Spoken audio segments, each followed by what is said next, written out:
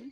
Hi, my name's Joanne Bertelsen, and I'd love to read to you one of the reflections from my latest book by Authentic called God Moments 101 Little Lessons for Life's Journey.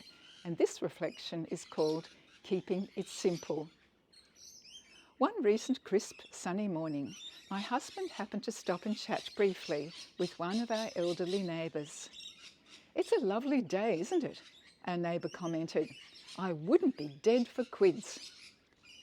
This man is in his mid-90s, so there is no doubt that one day soon he will indeed be dead, whether he likes it or not. From the various conversations we have had with him, it is hard to tell if he has a personal faith in God. I hope he does, and is ready to meet God, because however many quids he would be willing to wager to stay here, and whether he truly believes in God or not, that day will surely come. Recently, when we had to attend 3 funerals in 1 week, we were clearly reminded of the need to be ready for that day when our own lives will end. At one of these, that of another lovely neighbour, Ruth, the minister told everyone how he visited her not long before she passed away.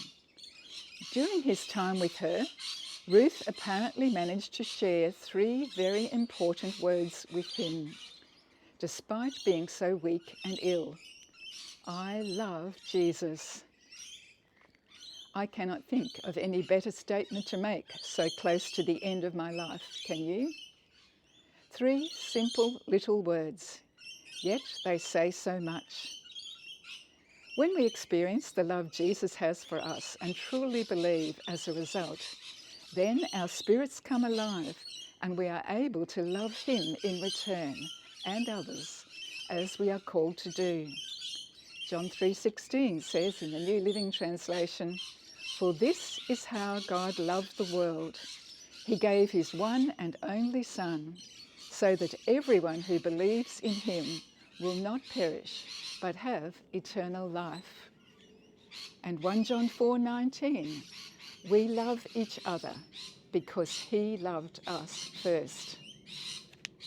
Out of our love for Jesus, who showed us what perfect love is by dying for us, we are empowered to live in a way that honours him and be the faithful servants he has called us to be. Then, having loved and lived for him, we will be ready and waiting when he returns or when our time on earth is over.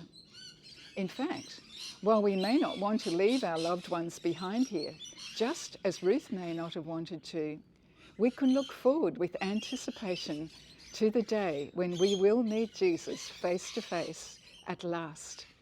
1 John 4:17 in the New Living Translation says, "And as we live in God, our love grows more perfect. So we will not be afraid on the day of judgment, but we can face him with confidence because we live like Jesus here in this world."